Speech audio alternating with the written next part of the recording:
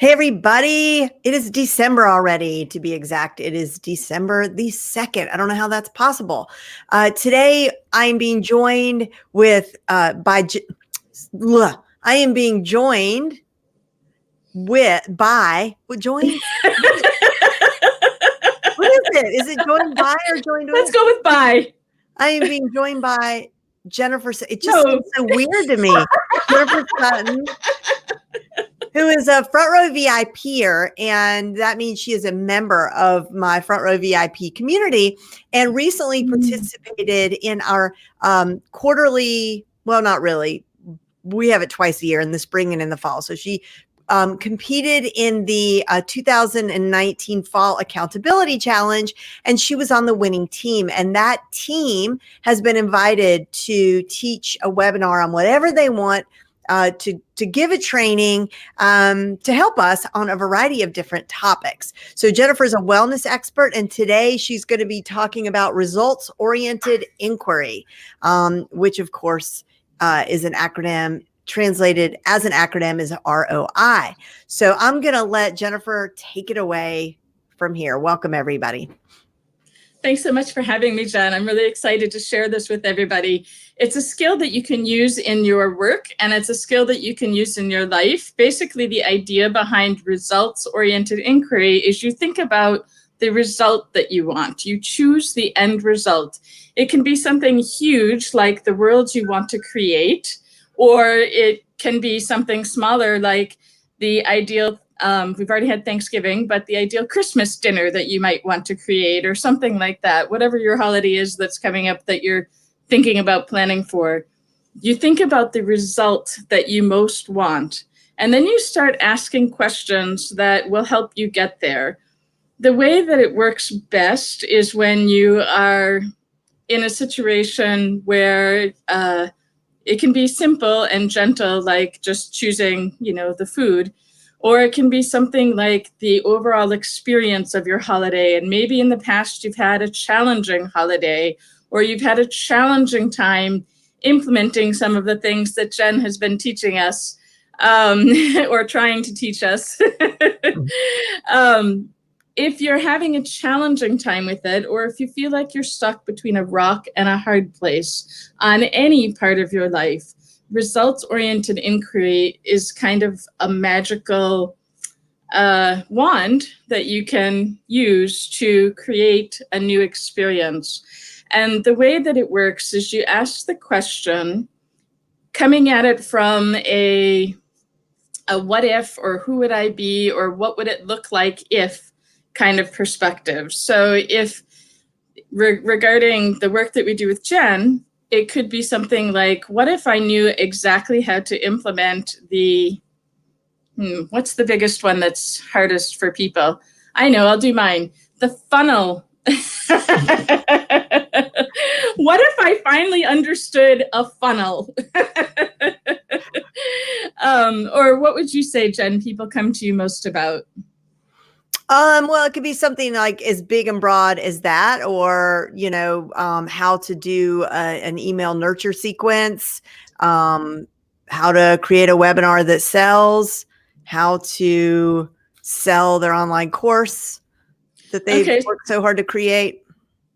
So what do you think some of the blocks are to people actually being able to do that? Where do you think they're rocking their hard places? I think a lot of people, first of all, struggle with the overwhelm, because even just something as simple as like how to create a good nurture sequence, there's 50 different, blog posts, videos, templates. Well, more than that, but I'm saying like we might in our own computers have like 50 different freebies we've downloaded that teach us how to do that, but they're all different. Or maybe we just are trying to launch our course, and we're trying to decide, well, what's the best way to do that? Do we do that with do we do a challenge launch, or we do like a Jeff Walker style launch? What the heck is a Jeff Walker style launch? Do we do a webinar? So what was your question? Like what overwhelms people the most? What's the biggest challenge to them actually being able to implement the things that you're teaching in this area? You said overwhelmed because there are so many choices. Yeah.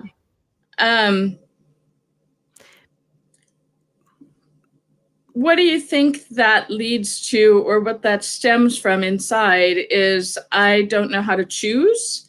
I don't know what's best for me, or a statement like that, I think, would be behind that overwhelm. Well, maybe it's a lack of trust in oneself, right? Like, I don't trust myself enough. I don't, I'm not even like, generally speaking, like, I don't trust that I know what I'm doing enough to stand behind this decision completely, right? Like, right. Like, yeah, that person can do it, but I don't know if I can do it. Right. Okay. So basically, the rock and the hard place is that you know what you need and what you want, but you can't seem to believe that you have the skills or the ability, or you know exactly how to do it best for you. And I think that happens to me sometimes, for sure. And what you can do with results-oriented inquiry is, the first thing that you do is you just start asking the question, what if I can trust myself? What if I do know what's best for my course, for my product, for what I want to bring to the world? What if I know that already? Who would I be if I could actually believe that about myself? What would my life look like if I was already stepping into that belief about myself? Mm-hmm. What would my course look like?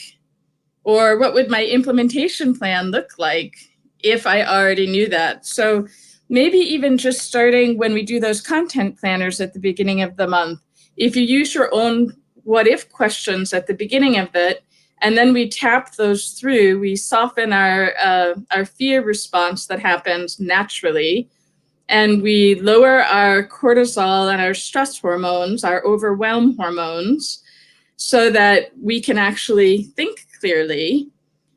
We do that, we ask the what if questions, and then we start creating new neural pathways in our brain that actually prove to us that we can trust ourselves, that actually prove to us that we actually do know what the next step is, and that we actually do know how to take that next step, even if that next step is going back and looking at your course. Or even if that next step is to write a question for the Q&A tomorrow, or something like that. So basically, the whole idea of results-oriented inquiry is that you are changing the way your brain is filtering information by asking new what-if questions, lowering your stress response, and then allowing new answers to start coming through, or even just allowing yourself to see the answers that you already have. So let me just ask this quick question of you, Jen, before I teach you how to do it. I want you to understand the power of what your brain is already doing for you. So I just want you to imagine what you see. Just tell me what you see when you hear this sentence: Chris climbed the tree. What picture do you get when I say that? Winnie the Pooh, like Christopher Robin climbing a tree. I'm sorry, a what climbing the tree? Christopher Robin and Winnie the Pooh. Okay. So I see him climbing a tree, and I see it in that that artwork of Winnie the Pooh. Ah. I mean, that's just what I saw. Is that right? Is that what you're looking for? Well, the whole point is that everybody who's watching will have a different response. Okay. Everybody will see what is most powerful for them, what their most dominant association is. So for me, if I see Chris climbed a tree, I'll see a cat named Chris climbing the tree out in my backyard. Mm-hmm. And the tree can be a Christmas tree, right? I've seen some new pictures online already of people's cats climbing their Christmas trees. It can be a big oak tree. It can be an apple tree. It can be whatever your brain gives you. And your brain will give you what you expect it to give you and what it's given you over all of these years. And usually our dominant association is also the one that has kept us safe in some way. So if your dominant association with your cat is that it climbs trees outside, great. If your dominant association is that it climbs your Christmas tree, that might actually cause a little stress, not calm, enjoyable, watch the cat outside feelings.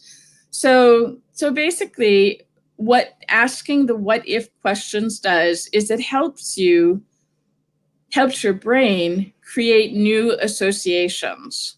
So now we could say, what if I already saw a human climbing the tree? Or what if it's a polka dotted purple tree instead of a green tree? Or whatever association you're trying to create, you need to start suggesting to your brain.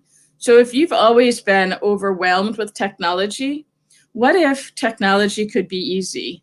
What if it could all be easy? What if it's effortless? And then your brain literally tries to prove to you whatever it is that you're asking as a question. If you give it a statement, your brain is not as likely to prove that to you as easily because it doesn't allow for uncertainty. It just proves what you already know. So if you're doing an affirmation that says, tech is always easy for me, and you smile at yourself in the mirror and you say, tech is always easy for me, but your gut's going, oh, no, it's not. Then that's never going to work. Your brain and your body are going to fight it. So what we would do is we would say, what if tech could be easy for me? What if understanding what my next step could be effortless for me? And just asking that new question completely shifts how your brain is filtering information for you. Every second of every day, you're getting about 2 billion bits of information pouring into your brain. No wonder we're overwhelmed, right? Right. And then, right. And sometimes it's stuff that we recognize, and some of it is stuff that keeps us safe and is, we're seeing or hearing that the pot is boiling. And so we think, oh, okay, I need to go do something about that. Your brain lets that in because it's something you need to respond to. But it might not let in the idea that the thing that you just saw flash across your screen was going to be the easiest way to do your tech from now on, until you ask that question, and then it lets that little bit of information in, or a big chunk of it. I saw someplace in a different fast brain study that 2 billion bits is what we're constantly being bombarded with, and it comes in sight, sound, texture, scent, all of our different senses. And we're told that we have 5 senses and that we have the 6th sense for intuition. But scientists have discovered that, I think I could be wrong, the last time I looked, we were at 22 different senses, provable physical senses. So we actually have quite more than what we've always been taught. They're very fine, very what's the other word? Not fine, but really narrowed down versions of our big senses.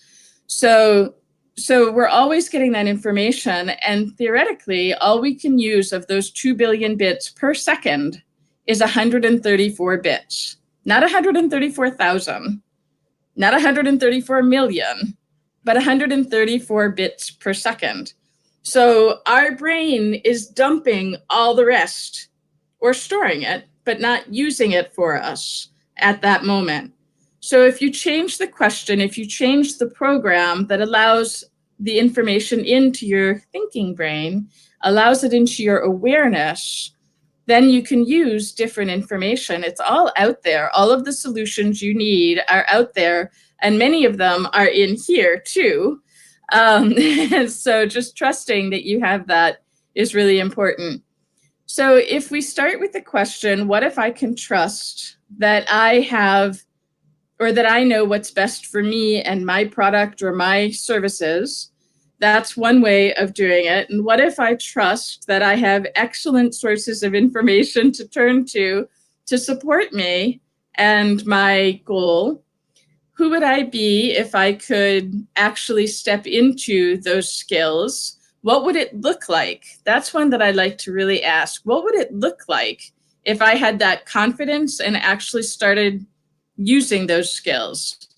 So those are the questions, and that's why we call it results-oriented inquiry, because we start with what we really want to feel, what we really want things to be, and then we start asking the questions about it, and now we tap about those questions. Do you know anything about tapping, Jen?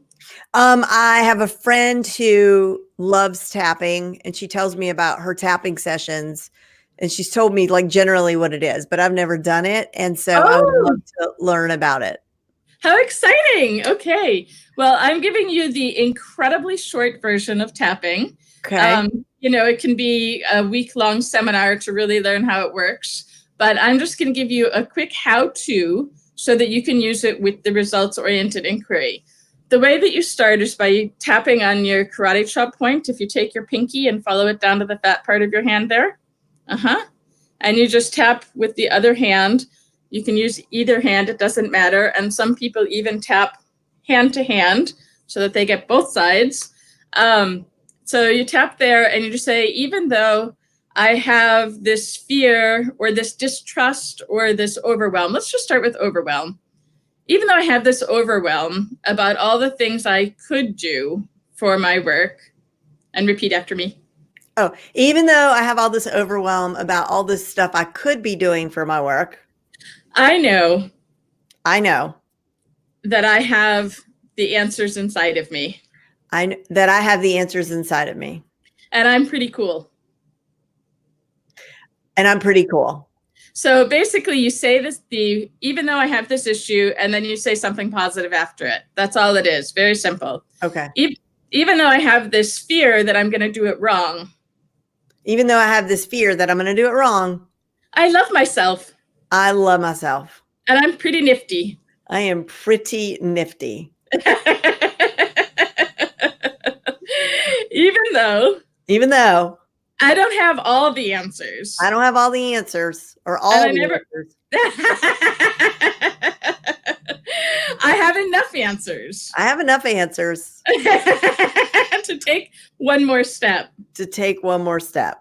Even though I haven't always had all the answers. Even though I haven't always had all the answers. Even though I haven't always felt calm and trusting myself. Even though I haven't always felt calm and trusting myself.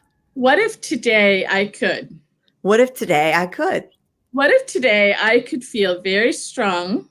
What if today I could feel very strong and confident and powerful and joyful and excited about all of my next steps? And I know what each one is. Or at least the first one. And I know the second one will show up. And then a third one after that. What if I can see my path clearly now? So that's the setup phrase. The official setup phrase is just, even though I have this issue, this fear, this overwhelm, this distrust of myself, whatever, this confusion, I deeply and completely love and accept myself is the formal tapping script. Okay. But you can see I already start just winging it. And that's how I do it with all of my tapping is I go into the feeling of what I really want and I see what might be keeping me from that. And I throw all of that into my setup phrases. So that's how we do the setup. And then we go up to the tapping points. And the first one is here at the end of the eyebrows. I'm just going to give you a quick rundown of the points. The next one is the outside of the eyes, right here at the very edge, not out at the temple. The next spot is here underneath the eye on the cheekbone. And the next spot is halfway between the bottom of the nose and the upper lip. The next spot is this indentation above the chin, which we call the chin point, but really isn't the chin. And the next point is the collarbone. And I take my hand and make a V, and I go up both collarbones so that I'm sure to hit the point that most needs to be hit. The next point is underneath the armpit, about 4 inches. And then the last point is the top of the head. And the way that I use the points for the results-oriented tapping is I start with saying what it is that I'm stuck about, And I usually start with also asking my body to find the truth or the pain in that the thing that we're addressing. So I would start with asking somebody or having you say, I feel overwhelmed right now. And your body will tell you where it feels that. So if you say that, just say, I'm feeling overwhelmed right now. Just say that sentence. I am feeling overwhelmed right now. Are you? No. Okay, good. So it might not work for you right this minute. Okay, all right. How about sometimes I feel overwhelmed with work? Sometimes I feel overwhelmed with work. And what do you get when you say that? Do you feel anything in your body? No. No? No, because Okay. I don't think I'm. Yeah, I think because I'm not feeling it.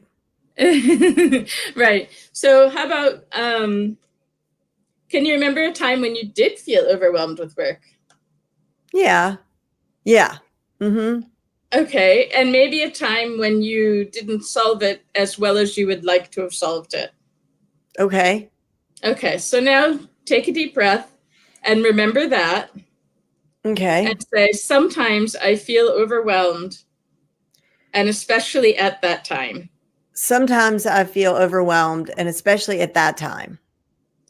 Do you feel anything in your body? Sometimes people will feel their jaw get a little tighter because they clench their teeth when they're overwhelmed, or they might get like a tenseness in their chest or in their gut.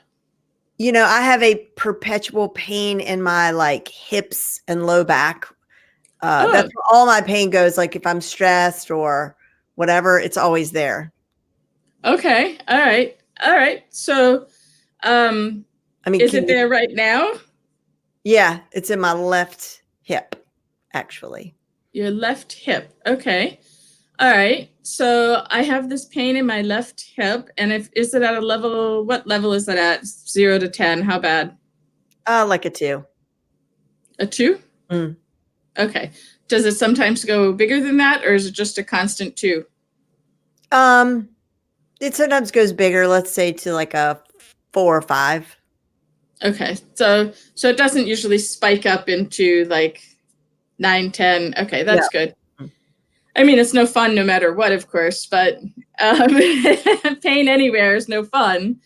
But do you associate it with overwhelm, or is it just something that's been there for years? Or well, like I think the pain right now is associated with some long runs that I went on, but it's like, you know, when you go get a massage at the massage therapist, I always say like focus down there, because that's where, you know, I don't get tight shoulders or really a tight neck unless I sleep on it weird.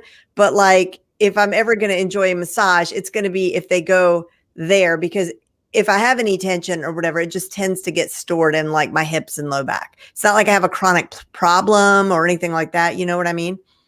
mm-hmm, I mean, it's not like a physical that I know of. I don't have any like, you know, disc issues or anything like that. It's just, I tend to get tight there. Okay. So how long do you think that's been happening? Since I was like 16. 16, is that what you said? Uh-huh. Oh. Doesn't everybody have like their place where their, you know, tension goes? I just think that's where it goes. Right. There are just so many things that we sometimes have. Okay, so Diana has flush or lightheadedness that moves up from lower body, hips to gut, level 2 to 3. Okay, so that's what you're getting when you're doing this process, Diana. So thank you for sharing that. So when we're doing the tapping, focus on that feeling that you're getting. For you, Jen, it's going to be the level 2 pain in the hip all the way back to when you were 16. And we're just going to try and lower it down from a 2 or 3 down to 0 by asking what if questions about it and by tapping on the point. So let's just follow along. I'll use both of yours. It looks like she's also hip, so that's helpful. That'll make it easier so we can use the same language for both of you. So let's go ahead and tap specifically on both of your hip and gut stuff.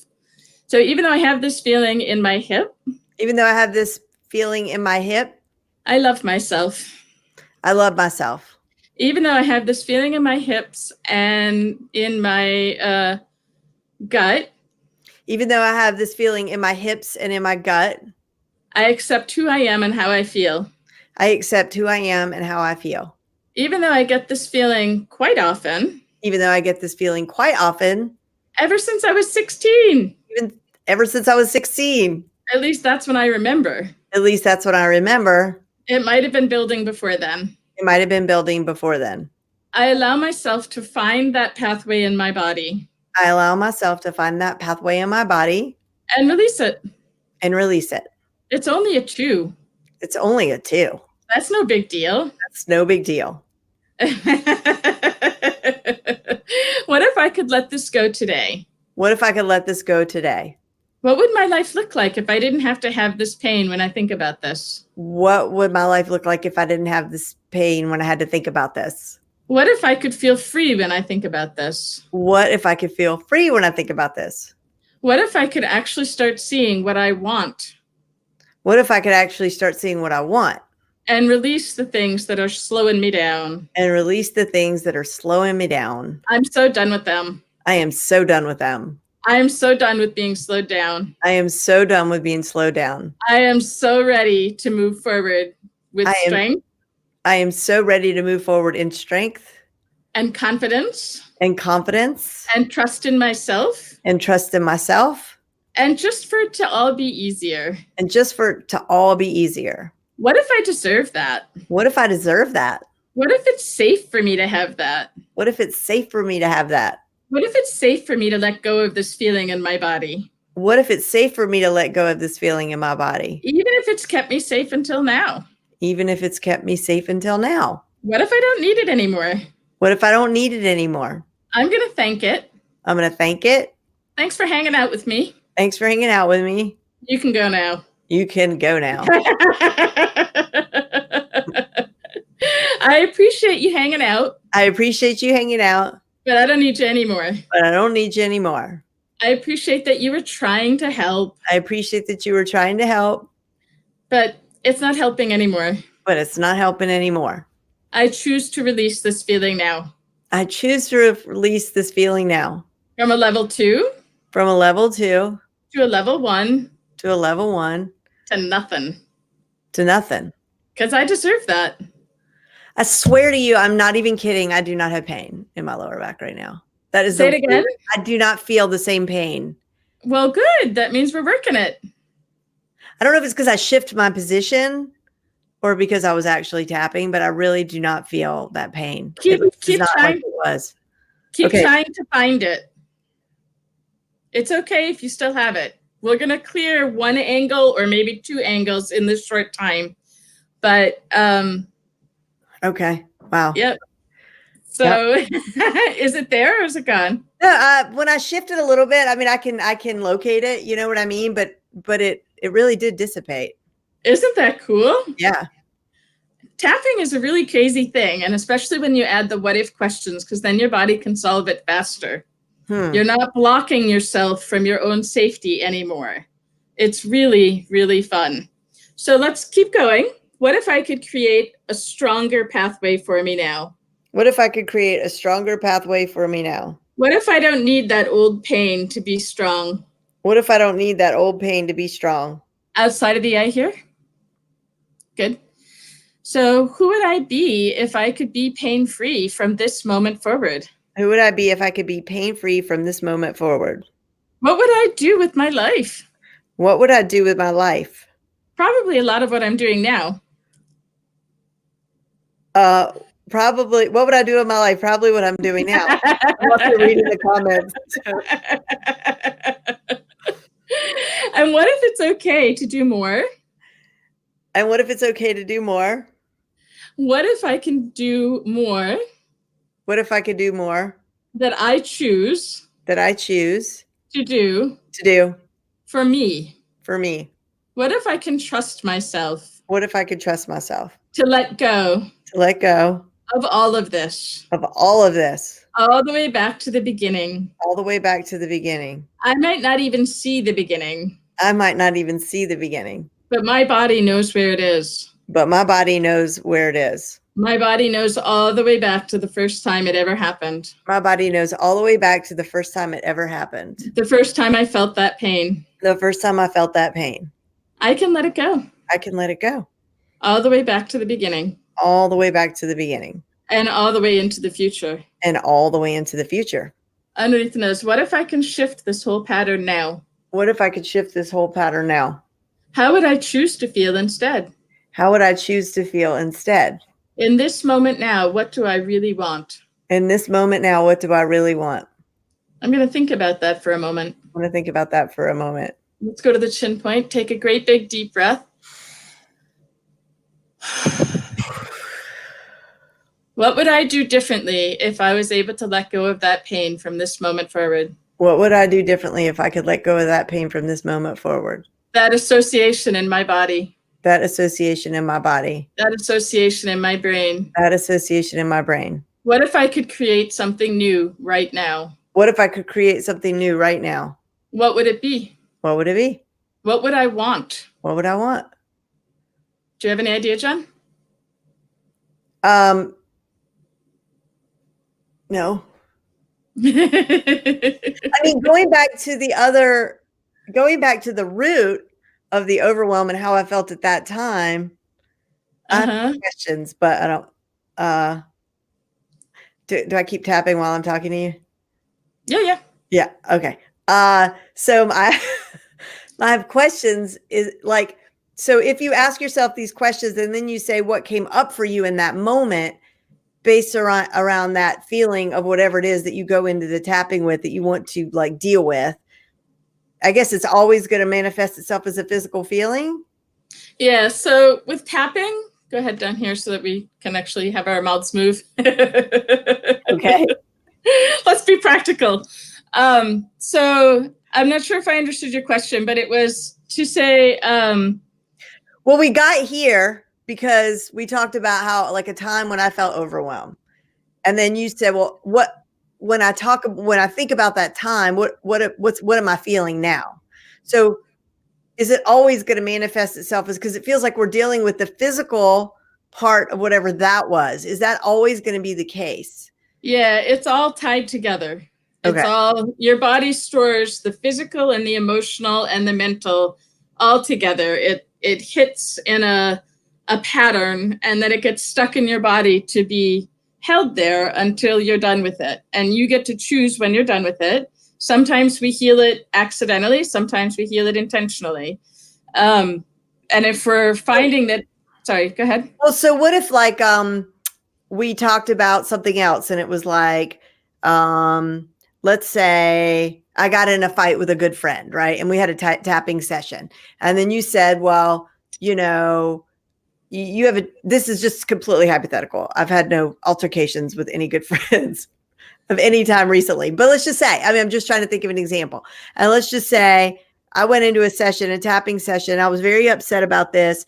And then you said, like, how does that make you feel? What's coming up for you? Maybe I say, well, it makes me feel a little queasy or like a little nauseous. Then at that point, are your directives still the same? Like, what does it mean? What would it look like for me to not feel nauseous? Do you know what I mean? Because it's not the nausea that's bothering me. It's maybe that I had an argument with my friend, I guess is. Right. But your body's giving it to you as the connection to what it is that's bothering you with your friend as a physical symptom. What if you don't have a physical symptom? How do you tap it away? If you don't just like we're doing. Okay. Yeah. So some people come to me because they're in pain, and we discover that it was actually something a long time ago that happened to them that got stuck inside of them, and it's an emotional thing from a long time ago. Some people come to me about an emotion, and we find that it had to do with a physical pain that they experienced. Okay, interesting. Okay. So they're totally intertwined. And it just depends on what path you use to come in to address it and to clear it. And you need to just choose The results-oriented inquiry just allows you to choose what you really want and then start clearing the pathway to it. And your brain will just keep giving you the fastest way to it if you use those questions while you're tapping. Got it. Does that make sense? Traditional tapping, you would just be saying, this pain in my hip, this pain in my hip, this pain in my hip. That's all you would be doing. You would be saying the issue over and over and over again. And then tapping evolved to have the issue plus a positive statement.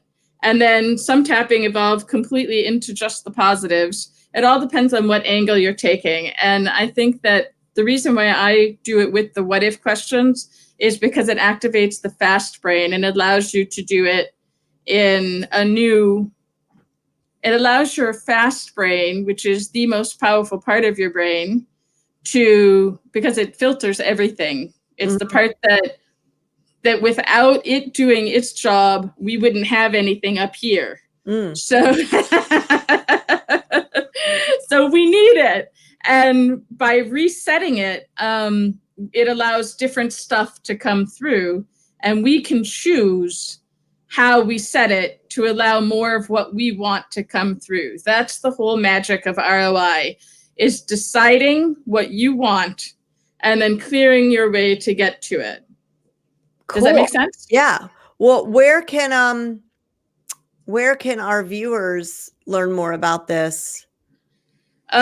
Well, it depends on which piece you want to learn more about. There are lots of different books on tapping. I haven't written any. I teach the full ROI online course. I'm teaching it this Friday night if anybody wants to just sign up for that.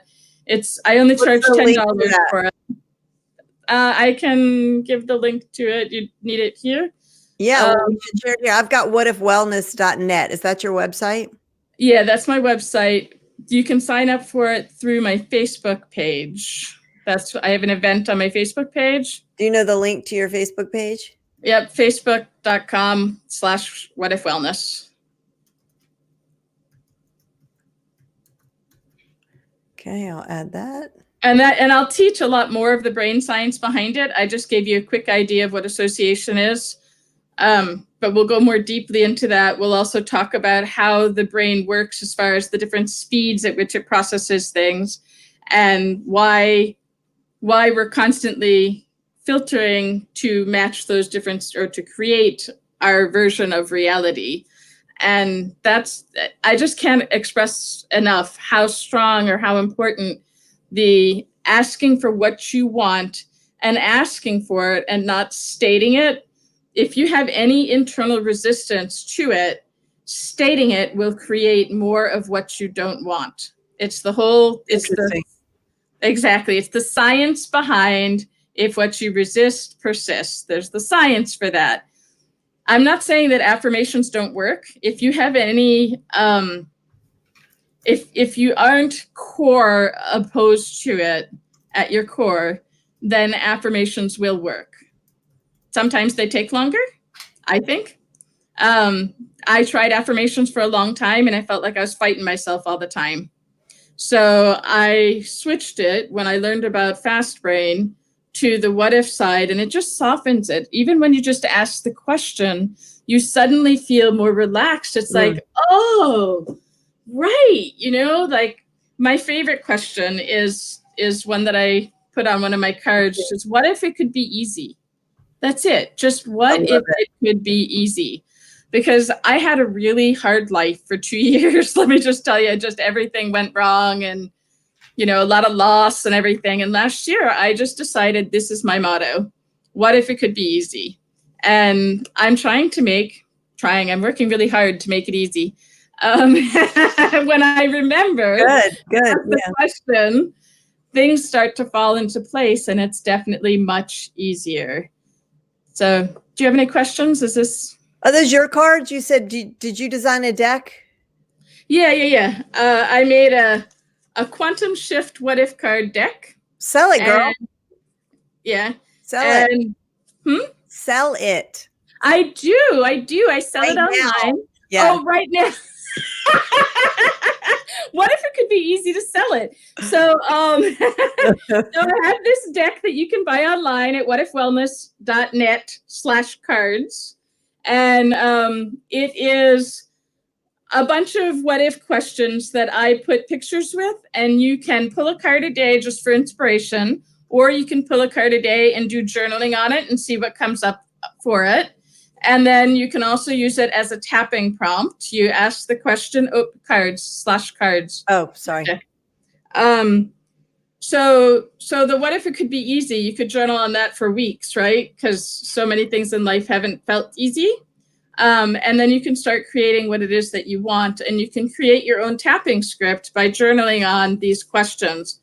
Another one that is a favorite when you're going through a hard situation is, what if I can see the gift in this? I love that. And there's always a gift later when you're going through it, maybe not so much. Right.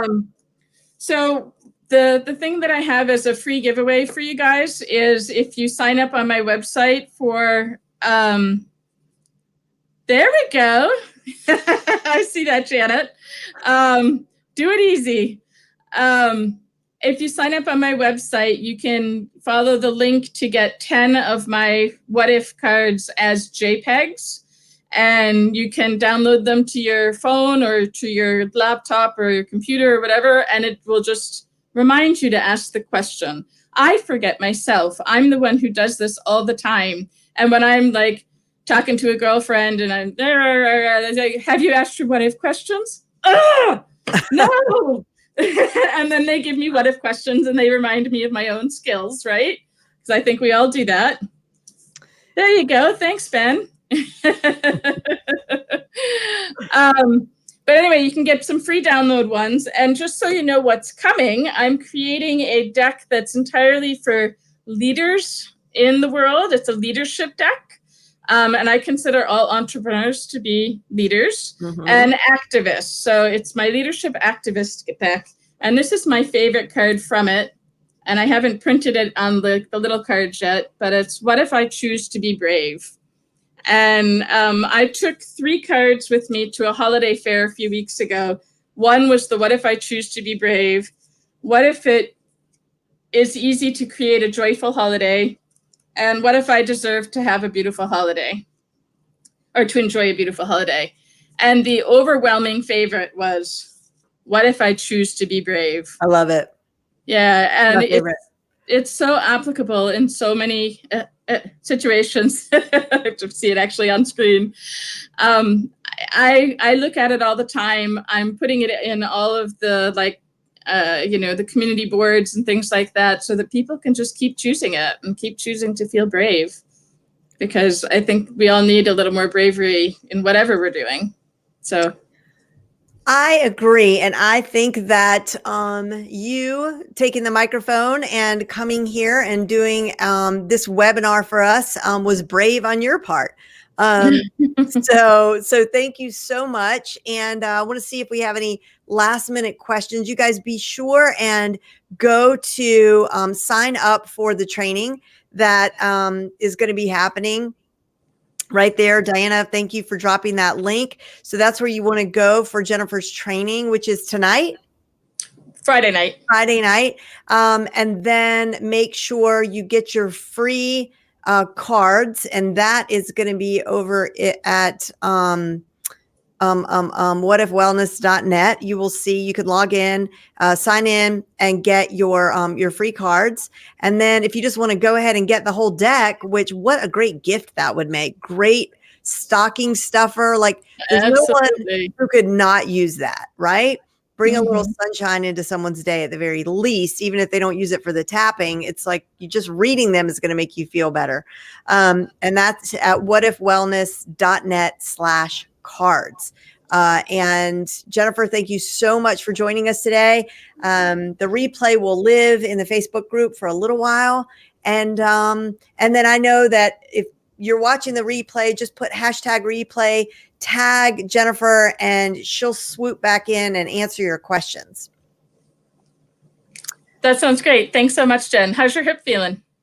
Oh, it's seriously, I'm seriously, I mean, I'm a little bit of a skeptic, I will tell you about most things, but it's seriously, I don't know if it's because I shifted positions or whatever, but like it feels, I am not noticing it. All right. Well, the last piece of the brain training is to celebrate. Okay. So feel that feeling and go, woohoo! Yay! Perfect. That solidifies the new neural network. All right. I can do that. Thank you so much. All right. Thanks so much. Bye, everybody. Bye-bye. Thank you so much, Jennifer.